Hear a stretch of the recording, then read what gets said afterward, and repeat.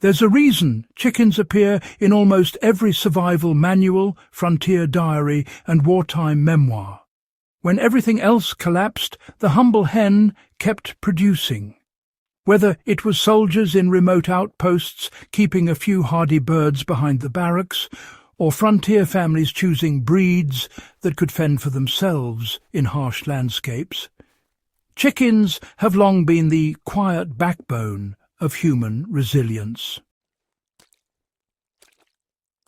But not all chickens are created equal. Some need heat lamps, constant supplements, and a level of pampering that would make a medieval lord blush. Others, however, are true survival breeds. They live off forage, resist disease, withstand harsh climates, and keep laying when feed supply chains fall apart. And that brings us to today's question. In a world where self-reliance is becoming a skill worth sharpening again, which breeds actually need almost nothing? Before we dive into the list, let's lay down the hook the way serious history enthusiasts appreciate.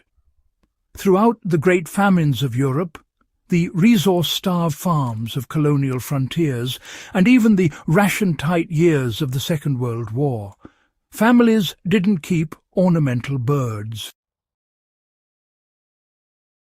They selected breeds that could survive on scraps, insects, weeds, and, well, whatever they scratched from the earth.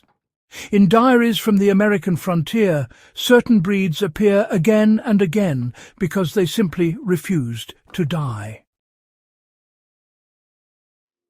If you're building a modern survival flock, whether you're running a homestead or just, preparing for leaner times, you're continuing a long, practical tradition.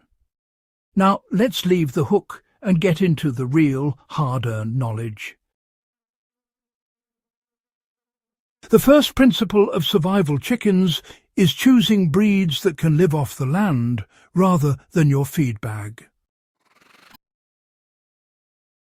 One of the most reliable of these is the Rhode Island Red, a breed that kept many New England families fed through the Great Depression. These birds have a remarkable ability to forage. When given access to even a modest patch of land, they hunt down insects, seeds, and tender greens with a determination that puts modern hybrid birds to shame. They also handle both heat and cold surprisingly well. If you want a practical way to use this breed, set up a rotating grazing system. Divide your yard or pasture into sections using temporary fencing. Allow your reds to forage in one area for a few days, then move them to the next.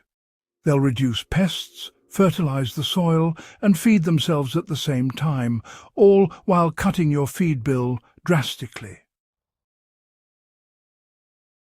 Another breed that consistently appears in survival farming records is the Leghorn, famous for thriving under conditions that would cripple pampered backyard flocks. The Mediterranean farmers who originally raised them selected for birds that could survive hot, dry conditions and still lay prolifically. Even with minimal feed, Leghorns keep producing white eggs at a rate that astonishes anyone used to heavier, slower breeds. They aren't cuddly birds, and they aren't meant to be. They are lean, alert, and efficient. If you want to make the most of Leghorns in a survival setting, combine them with a diet that includes kitchen scraps, garden weeds, and whatever forage your land naturally offers. They convert low-quality feed into high-quality eggs better than almost any other breed. In harsher climates, one of the most important survival breeds is the Icelandic chicken, a landrace that endured volcanic winters and food scarcity for centuries. These birds survived because they are naturally resourceful. They fly, They forage at long distances and they avoid predators with an awareness you rarely see in conventional breeds.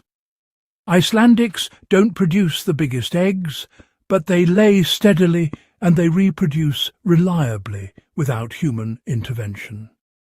That's a trait rarely appreciated until you need it, honestly. If you want to build a self-sustaining flock, Icelandics excel. Allow them access to brushy areas, fallen logs and leaf litter, and they will handle their own diet far more effectively than most modern chickens. They are one of the few breeds capable of rebuilding their own population with little more than shelter from wind and predators.